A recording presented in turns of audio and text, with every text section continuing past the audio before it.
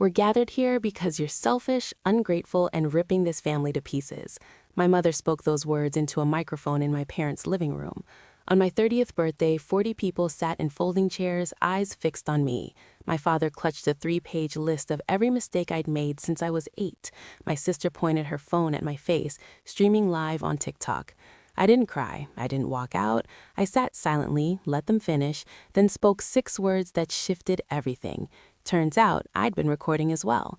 What unfolded over the next 11 minutes severed 6 relationships in that room, and my sister wiped her entire TikTok account before reaching her car.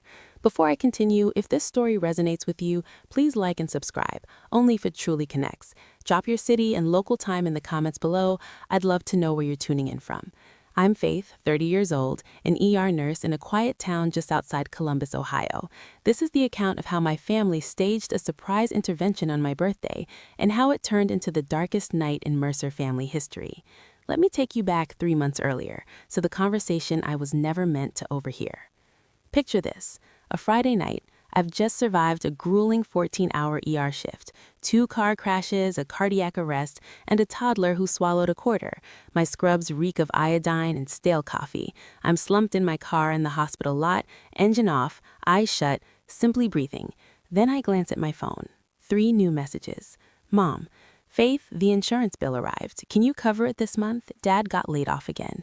Kristen, my older sister. Hey, can I borrow $400? Need it for an online course for my brand. Dad, just a photo of a roofing invoice, no caption.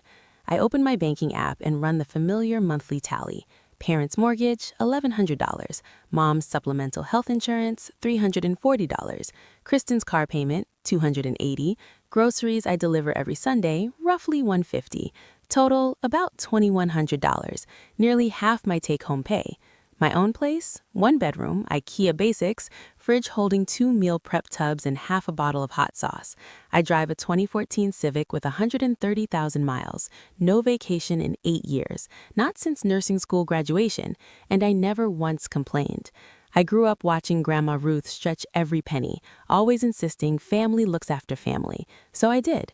What I hadn't grasped was the line between caring for someone and being quietly drained by them. But the truth was coming because not all the money I sent was reaching the places I believed. Sunday dinners at my parents' house followed the same script every week. I arrive at 4 o'clock, chop vegetables, set the table, scrub last night's dishes. By the time everyone sits, I've already put in an hour. That particular Sunday, Mom is radiant, raving to Dad about Kristen's TikTok. She's crafting a personal brand, Gary Life Coaching, nearing 2,000 followers. Dad beams as if she's been accepted to an Ivy League school. I seize a quiet moment. I got promoted last week. Charge nurse, it's a leadership role. Mom reaches for the bread. That's wonderful, sweetie. Could you grab the salad from the fridge? Kristen strolls in 45 minutes late, wine bottle in hand. Not fancy, but enough for Mom to greet her with a warm hug at the door. I'd been there since 4. No hug for me. She sits opposite, flips her hair, and I spot her earrings, small pearls in a vintage setting. I've seen that exact setting before.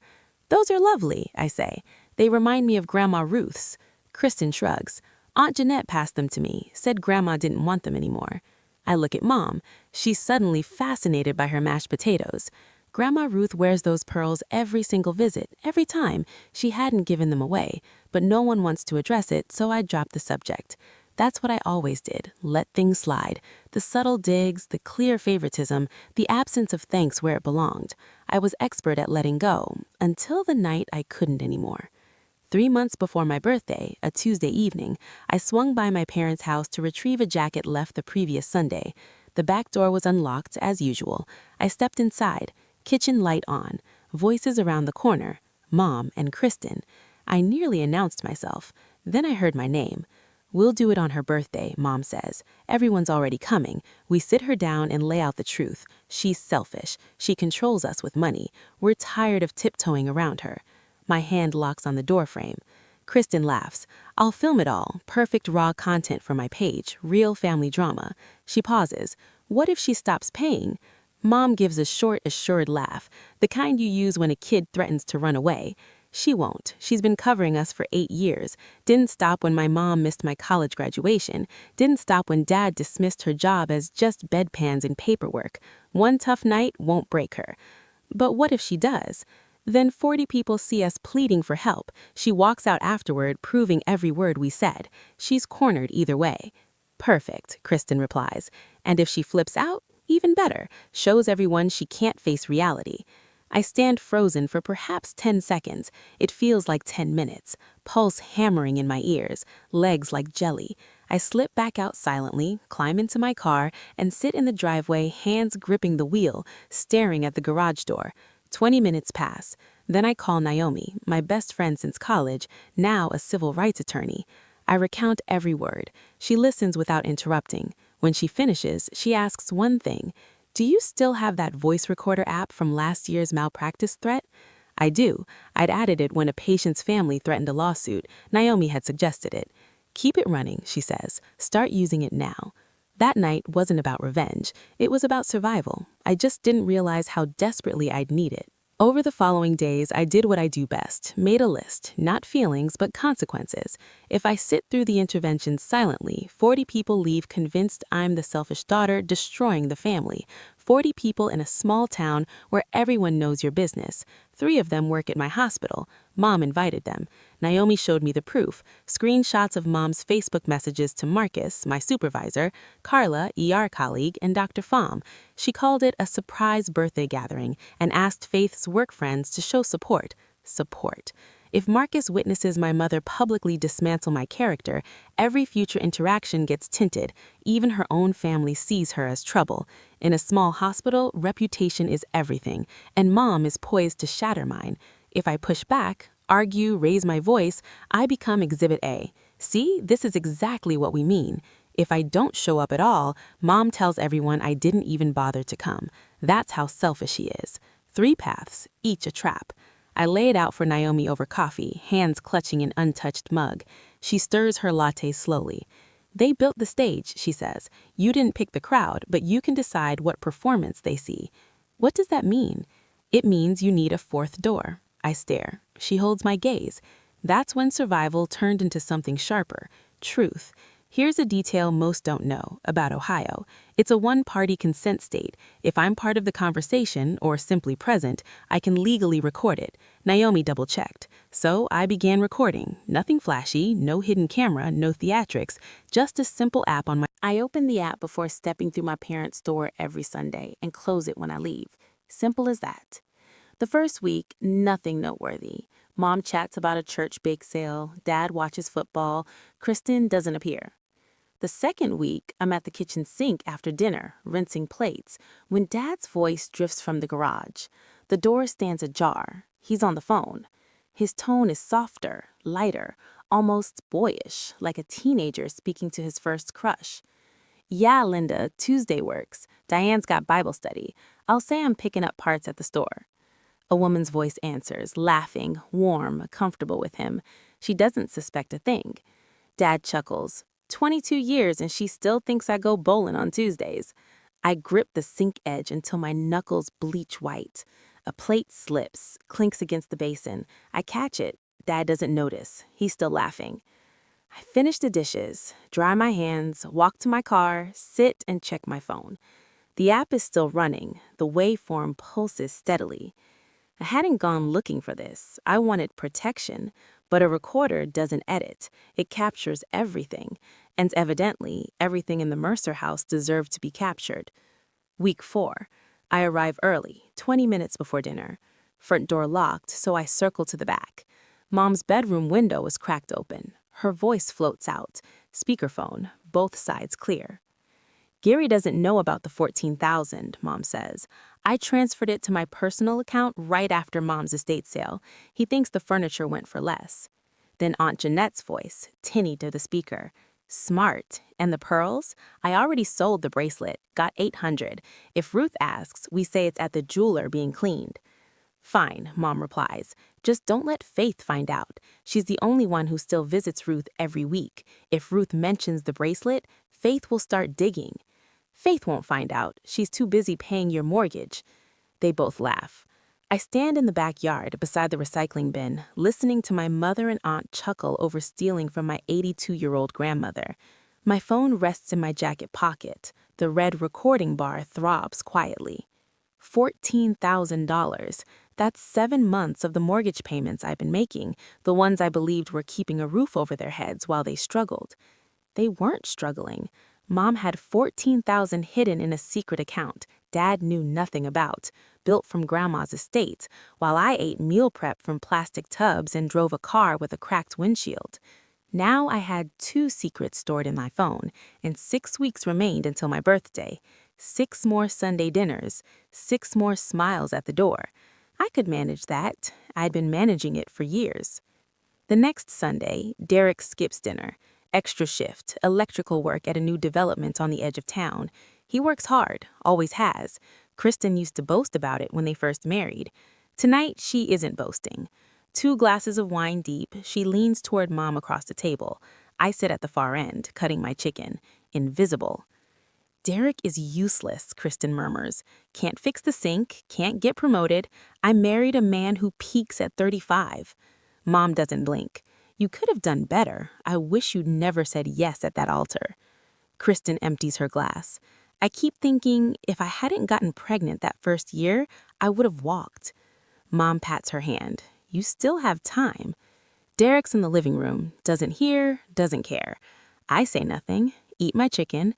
My phone rests in my lap, silently recording every syllable. 40 minutes later, we're clearing plates. Kristen steps into the hallway, phone to her ear. Her voice shifts, sweet, warm. Honey, miss you, babe. Save me some leftovers, okay? You're the best thing in my life. She hangs up, returns to the kitchen, pours a third glass. I watch this woman, my sister, who just branded her husband useless, who regretted marrying him, who 10 minutes later called him the best thing in her life. And I picture Derek right now at a job site, threading wire through drywall, trying to provide for the woman who scorns him behind his back. Every person in this family wears a mask. I was the only one who didn't. Not anymore. 2 weeks before my birthday, Naomi sends a screenshot. A Facebook message from Mom to Peggy, who's friends with Carla from my ER. Mom asks Peggy to forward the invite to my work friends. We'd love for Faith's work friends to be there. It's a special evening. We want the people who matter most to her to show their support. I stare at those words. Show their support. Then Naomi sends another screenshot. Mom messaged Marcus directly, my supervisor, the one who approves my schedule, my evaluations, my future at the hospital. Marcus, you've known Faith for years. I think it would mean the world if you came. My hands tremble. This is the first time in the entire ordeal my hands shake. I call Naomi. My voice cracked once, then steadied. She invited Marcus and Carla and Dr. Falm. Silence on the line. That changes things, Naomi says. That's my career, Naomi. If Marcus sits in that living room and hear my mother label me selfish and ungrateful, if he watches my father recite a list of my sins like I'm on trial, he'll never look at me the same. No one will. Then we don't just survive the night, we make sure the truth rings louder than their script. I close my eyes, draw the deep, deliberate breath I take before a cold woo, separating panic from protocol. My mother had weaponized my birthday, my childhood living room, and my workplace all in one invitation. She thought she'd sealed every exit. She didn't know about the fourth door.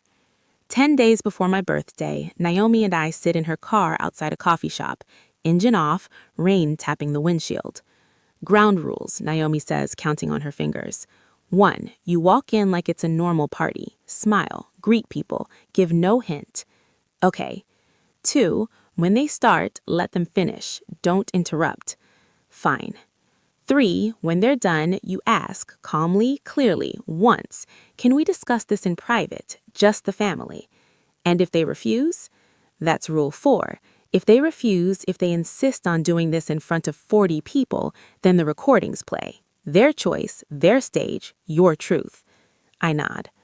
Ohio is one-party consent, she reminds me for the 3rd time. You were present for every conversation you recorded. It's legal. The fallout is social, not criminal. No one goes to jail, but no one hides either. I look at my phone. 4 files in a folder labeled insurance. Not clever, just accurate. File 1, Dad and Linda. File 2, Mom and Aunt Jeanette, the money and the jewelry. File 3, Kristen on Derek. File 4, Mom and Kristen planning the intervention. I back them up to cloud storage. Forward copies to Naomi's email. One more thing, Naomi says. She reaches into the back seat and places a small Bluetooth speaker on the console. Black, soda can sized. Your phone speaker won't carry to 40 people. I pick it up. It's surprisingly light. Doesn't look like much. You don't have to shout, she says. Just press play. I hope I won't need it, but I've stopped hoping for much when it comes to my family. Saturday morning, one day before my birthday, I drive 40 minutes to Maple Ridge, the assisted living facility where Grandma Ruth lives. Her room smells of lavender lotion and old books. She sits by the window in her wheelchair solving a crossword with a pen, not a pencil, pen. That's Grandma Ruth. "So there's my Saturday girl," she says when I enter. I pull up a chair. We do what we always do. She tells stories about Grandpa Earl. I bring butterscotch candies. We watch 15 minutes of Wheel of Fortune together, even though it's a rerun. So I hope she's framing it gently. I don't reply. Grandma reaches across and takes my hand. Her skin is fragile as tissue paper, yet her grip holds steady and sure. "Your grandfather always said the Mercer women are loud, but the strongest ones stay quiet." I squeeze back. Then, casually, as if she already knows, she asks about the jewelry the way she asks about everything, testing for honesty. "Jeanette was supposed to bring my bracelet last month, the pearl one with the clasp. Haven't seen it since." I swallow. I know that bracelet sold for $800. I know because I heard Aunt Jeanette announce it while my mother laughed. "I'm sure it'll turn up, Grandma." She studies my face a long moment, doesn't press. When I leave, she sends a text. She only recently learned to use the phone I gave her last Christmas. The message is riddled with typos. "Whatever they do tonight, remember who raised you on Saturdays. I am proud of you always." I sit in my car and read it 3 times. Saturday evening, Naomi arrives at my apartment with takeout and the Bluetooth speaker. We eat pad thai on my couch, the one nice piece of furniture I own, and she reviews the plan once more. "Speaker pairs to your phone in 3 seconds, she says, holding it up. I tested it at the office, crystal clear from across the room. "I'll keep it in my purse, zipper open." "Where will you sit?" "Back row, near the door. If it goes sideways, I'm right there." I lift the speaker. So small, a slim black cylinder. Tomorrow night, it could become the loudest voice in the room. If I don't use it, we go home, eat cake, and I spend my 30s in therapy. Naomi doesn't smile. "And if you do use it, then for once the right people feel the embarrassment." She pauses, chopsticks suspended. "Faith, I need you to really hear this. The moment you press play, you can't undo it. Your dad's affair, your mom's hidden money, Kristen and Derek, everything laid bare in front of everyone. There's no version of tomorrow where things snap back to normal." "Naomi, normal is me covering their mortgage while they orchestrate a public shaming. Normal is my sister trashing her husband, then filming my intervention for likes. Normal was never kind." She nods slowly. We sit in silence for a minute. The apartment is still. My phone rests on the table, 4 audio files queued in a neat row, each one a door that opens only outward.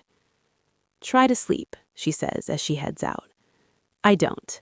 Not from fear, but because I've finished rehearsing what I'll say when they finally stop speaking. 2 a.m. Lights off, earbuds in, I listen to the recordings one final time. File 1. Dad's voice loose, carefree. "Tuesday works. Linda, Diane's got Bible study." That laugh, never heard at our dinner table. File 2. Mom and Jeanette. "Gary doesn't know about the 14,000. Then Jeanette, smooth. "I already sold the bracelet, got 800. File 3. Kristen, wine-bold and bitter. "Derek's useless. I wish I never said yes at that altar." 40 minutes later, syrup sweet. You're the best thing in my life, babe. File 4. The Spark. Mom's voice, calm and methodical, the tone she uses to organize church fundraisers. We do it on her birthday. We tell her she's selfish. If she cries, even better. I remove the earbuds. The apartment falls silent. Street light paints an orange stripe across the ceiling.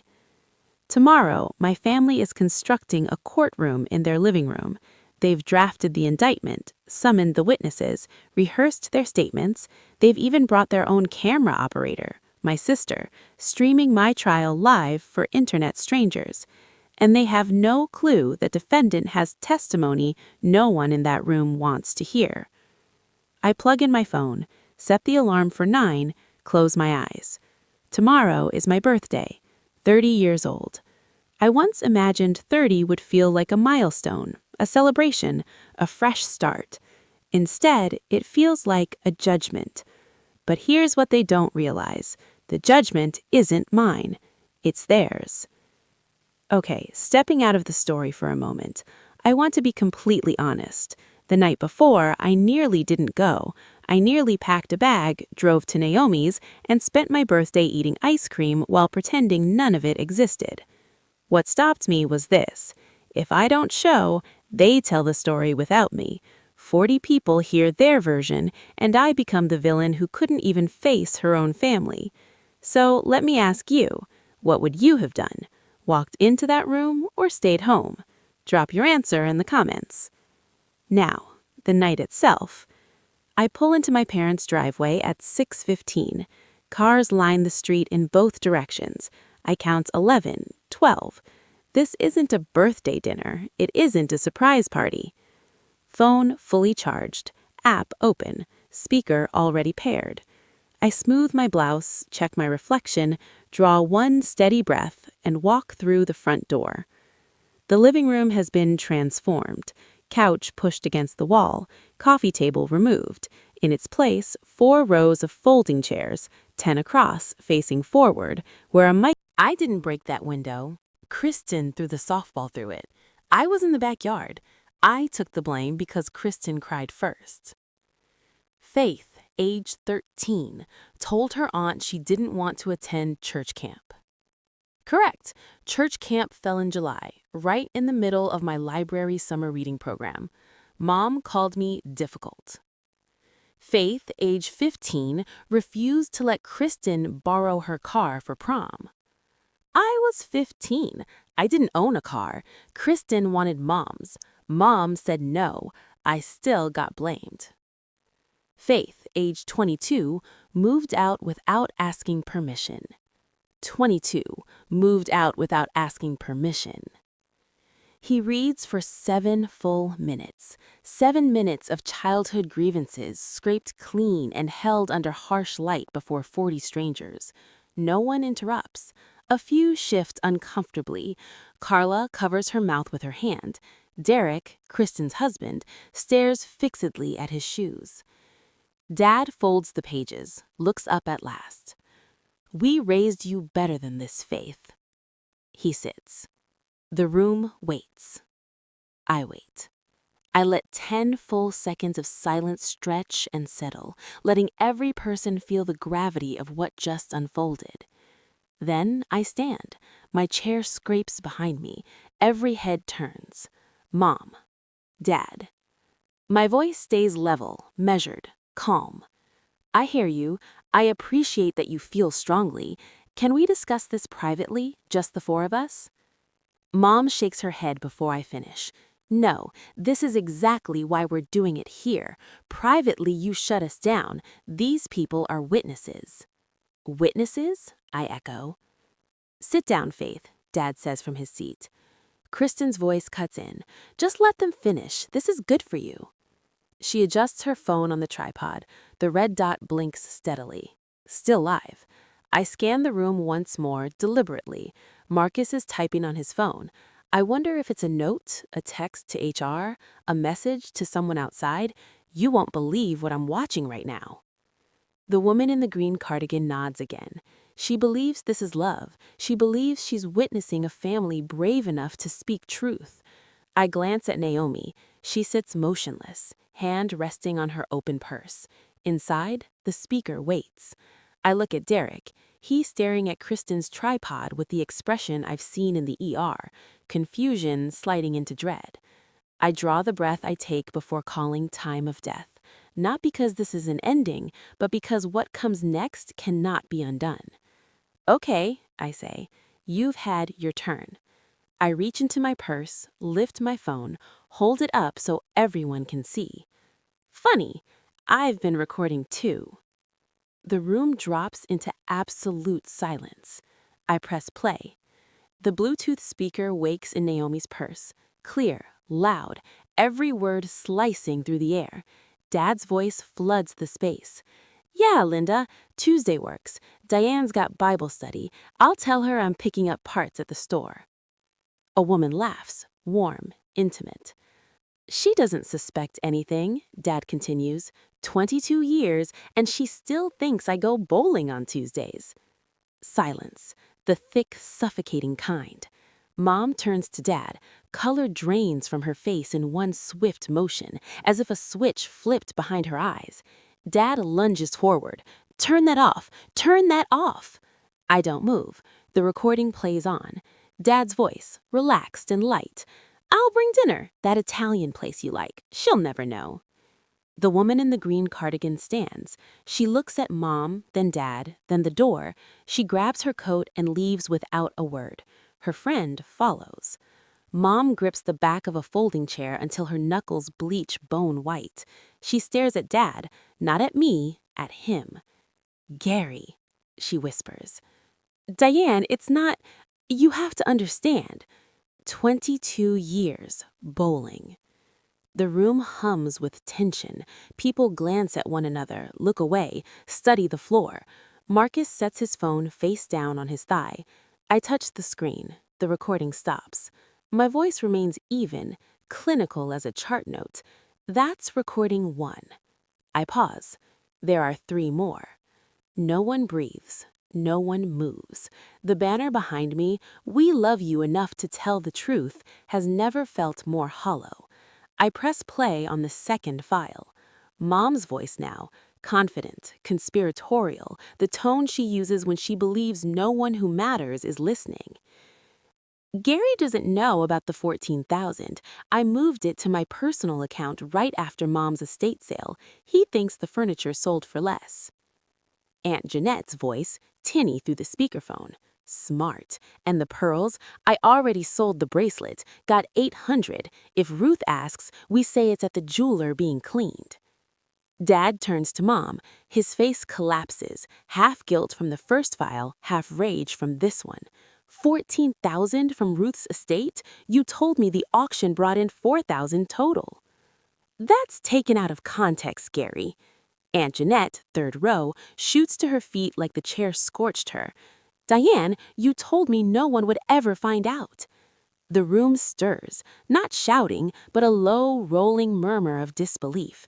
A distant cousin leans to Jeanette. You sold Grandma Ruth's bracelet, the pearl one? Jeanette's mouth opens, closes, opens. No sound. Mom's second Bible study friend, the one who stayed, rises now, clutching her purse. She looks at Mom with something like revision, as if she's replaying every past conversation through fresh eyes. Then she leaves. Dad grips his knees. Mom stands alone by the microphone, her crumpled speech forgotten in her fist. I stop the recording. That's 2. 4 relationships fracturing in real time, and 2 files remain. The room no longer watches me. They watch one another. I look at Kristen. She's behind her tripod, but the red dot has vanished. Somewhere during the first 2 recordings, she ended the live stream. It doesn't matter. Hundreds already saw the opening act. The damage lives in the cloud. Her eyes are wide. She knows what's next. I press play. Kristen's voice, wine-slurred and bitter, fills the space. Derek's useless, can't fix the sink, can't get a promotion. I married a man who peaks at 35. Mom's reply, you could have done better. Kristen again, I wish I never said yes at that altar. The audio is flawless, every word, every breath. Derek sits second row, hands clasped between his knees, quiet through everything until now. He goes still, not shock, recognition, a suspicion he always carried, now delivered in perfect clarity. He stands slowly, not looking at me, Mom, Dad, or Jeanette. He looks only at Kristen. She sees him. Her face crumples. Derek, Derek, wait, that's not... I didn't mean it like... He says nothing, not one word. He holds her gaze for 3 seconds. I count them. Then he walks down the center aisle between the rows of folding chairs and out the front door. No slam, just a soft click that echoes louder than anything else tonight. Kristen lunges for the tripod, snatches her phone. I watch her fingers fly, deleting the app, the stream, the proof of the night she engineered. Tears stream down her face now. No one moves to comfort her. One file left. I almost don't play it. The room is already in pieces. But this one isn't about hidden secrets. It's about me. About tonight, about the fact that this was never an intervention. It was a performance, scripted by my mother, delivered by my father, produced by my sister, with 40 unwitting extras and rows of folding chairs. I let the silence linger. 40 people now know the truth, not my mother's curated version, not the banner's slogan, not the 3-page indictment, the real one. Marcus lifts his phone from his thigh, slips it into his pocket with deliberate care. His expression has shifted. No confusion left, just recalibration. Everything he thought he knew about tonight is being rewritten in real time. Dad slumps in his folding chair, chin tucked to his chest. Mom stands isolated at the front. No one stands near her. The microphone remains on its chrome stand, but it might as well mark the grave of something that just ended. I lower my phone. That's the last one, I say quietly. No victory, no venom, just statement. Now you all know exactly who's been selfish in this family. I pause. It isn't me. I need to pause the story here for a moment. When I pressed play on those files, my hands never shook. My stomach did, though, because the instant the first sound left that speaker, there was no path back. No one in that room would ever see the others the same way again, including me. So let me ask you, do you think I went too far, or do you think I should have played them the moment Mom reached for the microphone? Drop your thoughts in the comments. And if you're still reading, thank you. The story isn't finished. What came next is what actually changed my life. The living room resembles the scene after a quiet explosion, which it is. Kristen has chased after Derek. Jeanette sits curled around herself, gaze fixed on the carpet. Dad occupies one end of the space, Mom the other. Between them, 4 folding chairs and 22 years of dissection. I slip my phone into my purse, stand tall, keep my voice even. I want to say this once, clearly, so there's no misunderstanding. Every eye turns. Starting tonight, I am no longer paying the mortgage on this house. I'm no longer covering the insurance supplement. I'm no longer making Kristen's car payments. I've already set auto cancellations for every recurring transfer, effective at midnight. Mom's head jerks toward me. You can't do that. We depend on you. You depend on me, not the other way around. And you just spent 30 minutes telling 40 people how awful I am. So I'm giving you exactly what you wanted, a life free of my selfishness. A low whistle escapes someone in the back, a cousin probably. Carla gives a small, quiet nod. I catch it in my peripheral vision. Mom opens her mouth, closes it, tries again. Faith, this isn't... You're overreacting. I asked to speak privately. You said no. I asked you to stop. You said no. I'm not overreacting. I'm responding. I glance at Naomi. Ready? She rises, slings her purse over her shoulder, steps toward me. I turn to the room one final time. Thank you for coming. I'm sorry it wasn't the celebration you expected. I head for the door. My mother's intervention has ended. Mine has just begun. 3 steps from the exit, Marcus stands. In 6 years working under him, I've seen Marcus rise for patient rights, fair staffing, union issues. He's never been theatrical. His authority doesn't need volume. Faith. I stop. He buttons his jacket, takes one measured step into the aisle. I've worked with you 6 years. I've watched you hold a dying man's hand at 3 a.m. and chart his vitals at 3:15 without faltering. I know precisely who you are. He pauses. This changes nothing at the hospital, except that my respect for you just increased. He speaks at normal volume, but in this room, right now, it carries like a final ruling. Carla stands next, grabs her coat. I'm driving you home. You shouldn't be alone tonight. Something loosens in my chest, not quite relief, but its nearest neighbor, like lowering a weight I hadn't noticed I was carrying. I pass Mom on the way out. She clutches my sleeve. Her fingers tremble. Faith, please. I stop. Look at her hand on my arm, then at her face. Mom, you had a microphone. I had a phone. I ease my sleeve free. The difference is mine told the truth. I walk out the front door. No slam, just a gentle close, the same soft click Derek used. On the porch, I check my phone. A text from Grandma Ruth, sent 2 hours earlier. She turns in early. Happy birthday, my girl. You are the best of us. I press the phone to my chest and stand in the cool Ohio night until Carla's headlights sweep the driveway. Carla drives, Naomi sits in the back. No one speaks for the first 2 minutes, only tires on damp pavement and the heater's low murmur. Then Naomi asks, "You okay?" I consider the honest answer, not the polite one. I don't know yet. She nods. That's enough.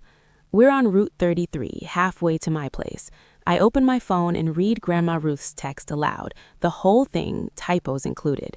Whatever they do tonight, remember who raised you on Saturdays. I am proud of you always. Carla's grip tightens on the wheel. Naomi makes a small sound from the back, not quite tears, but close. Your grandma sounds like the kind of woman I'd want at my intervention. I laugh. First laugh of the night. It comes out rough and damp. Naomi leans forward between the seats. She raised you right, Faith. The rest of them are just background noise. We pull into my complex, same parking lot, same cracked pavement, but tonight it feels different, cleaner perhaps, or simply mine. I unlock my door, step inside, set my purse on the counter. 36 unread messages. I ignore them, not tonight. Instead, I open my banking app, 3 recurring transfers. Mortgage, $1,100. Insurance, $340. Car payment, $280. I cancel each one. Confirm, confirm, confirm. Done. Then I sit on the edge of my bed in the dark and listen to silence. No calls to return, no bills to cover for someone else, no Sunday dinner to prep. For the first time in 8 years, my paycheck belongs to me. It's quiet, it's small, it's everything. Monday, the day after, Dad moves out. No drama, no bags strewn on the lawn, just a duffel packed and a drive to his friend Bill's place. He doesn't tell Mom. She returns from the grocery store to find half his closet empty. She calls me 14 times that day. I don't answer, not because of cruelty, because I have nothing left to say. Day 3, Kristen calls, sobbing so hard the words blur. Derek filed for separation. He won't speak to me. He changed the locks. I'm sorry to hear that, Kristen. You ruined my marriage. I close my eyes, hold the phone slightly away. You ruined your marriage in that kitchen 6 months ago. I just pressed play. She hangs up. Day 5, a cousin I haven't spoken to in years calls. He checked with Grandma Ruth about the bracelet. Ruth said, "My bracelet? She told me it was at the jeweler for cleaning. That was 4 months ago." He confronted Jeanette. She admitted the sale. He told the rest of the family. Jeanette's phone has gone quiet since then. Ruth asked me to visit Saturday. She said, "I want to hear this from you, not them."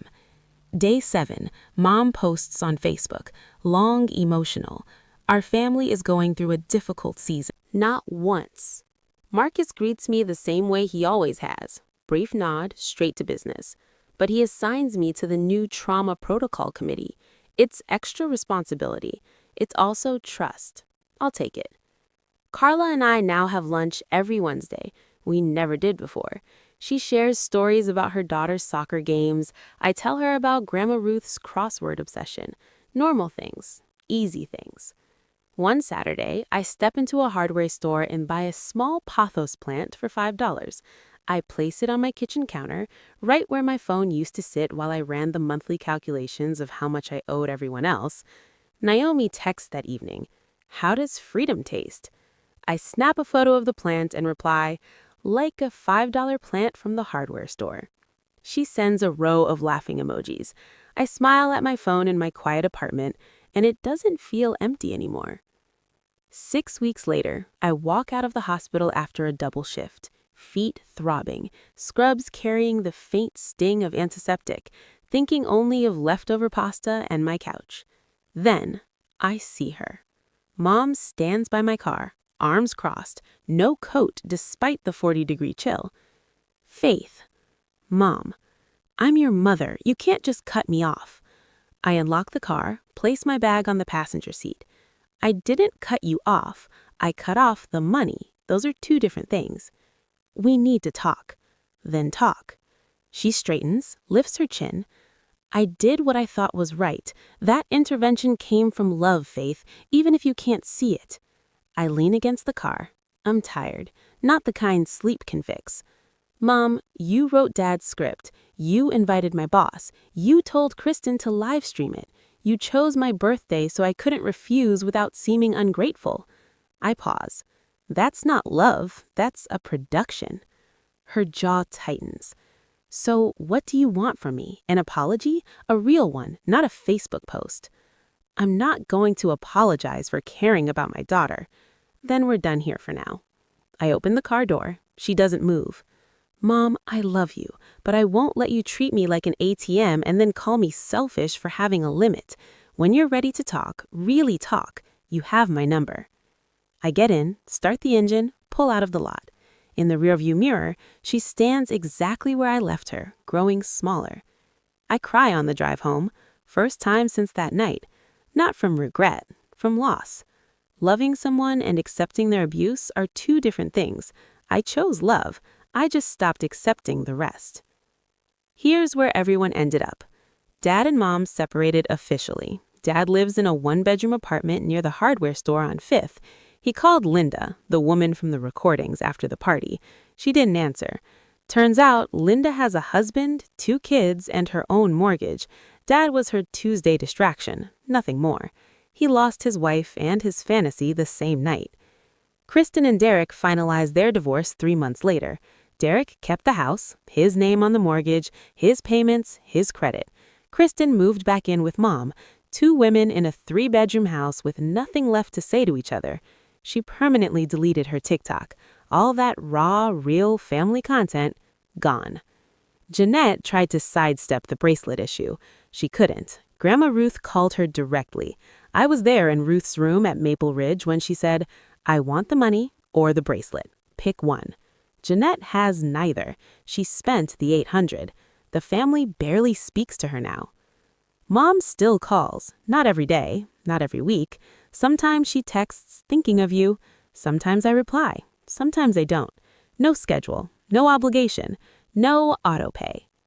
And me, I'm 31 now, still at the hospital, still driving the Civic, though I finally replaced the cracked windshield. Still eating meal prep, but the containers are glass now, not plastic. Small upgrade. Mine. I didn't destroy my family. The truth did. I just gave it a microphone. And maybe that sounds cold, but here's what I've learned. The truth doesn't destroy strong things. It only destroys the things held together with lies. Let me speak to you directly for a moment. I'm not telling you to record your family. I'm not saying you should cut people off or stage a confrontation at your next holiday dinner. Every family is different. Every situation carries its own weight. But if something in this story feels familiar, if you're the one paying bills for people who call you ungrateful, or arriving early to set the table while someone else shows up late with wine and gets the hug, I want you to hear this. You are not selfish for having a limit. You are not ungrateful for expecting respect. You are not tearing your family apart by refusing to hold it together at your own expense. Boundaries aren't walls, they're doors. You decide who walks through, when, and under what terms. That's not cruelty. That's clarity. My grandmother sent me a text the night of my birthday. I've read it probably 200 times since. Whatever they do tonight, remember who raised you on Saturdays. She raised me on Saturdays because my parents were too busy, too distracted, too focused on everything that wasn't me. She taught me how to solve crosswords in pen. She taught me that strength doesn't have to be loud. She taught me that loving someone doesn't mean letting them bleed you dry and then blaming you for the stain. I used to think standing up for yourself meant shouting, slamming doors, making a scene. It doesn't. Sometimes it means sitting quietly in a folding chair while 40 people stare at you, waiting patiently, calmly, for your turn to speak. And when your turn comes, you don't yell. You just press play. Last week was my 31st birthday. Naomi came over, Carla brought her daughter, 2 friends from the hospital, 1 neighbor who always says hi in the hallway, and finally received a proper invitation. 6 people. My apartment, a cake from the bakery on Maple Street, lemon with cream cheese frosting, the kind Grandma Ruth always ordered for me when I was little. The candles were crooked. Nobody fixed them. Nobody read a list of my faults. Nobody set up a microphone. Nobody pointed a camera at my face. Grandma Ruth called on FaceTime. She sang happy birthday off-key and off-rhythm. Everyone in the room joined in, and it was the most beautiful mess I've ever heard. I blew out the candles. Naomi cheered. Carla's daughter asked for the corner piece with extra frosting. I said yes. 1 year ago, 40 people sat in my parents' living room to tell me who I was. This year, 5 people sat in my apartment, and nobody needed to say a thing, because they already knew. I washed the dishes after everyone left, stood at the sink, warm water running, quiet apartment, plants on the counter, the same counter where I used to calculate transfers. My name is Faith Mercer. I'm 31 years old. I'm an ER nurse in a small town in Ohio. I pay my own rent, my own bills, my own way. And for the first time in a very long time, I like the woman blowing out those candles. The best birthday gift I ever gave myself was the truth. The second best was silence. And the third, the one I'm still unwrapping, is the sound of my own life, finally, with nobody else's noise in it. If you made it all the way here, thank you, genuinely. This story wasn't easy to tell, and I know it wasn't easy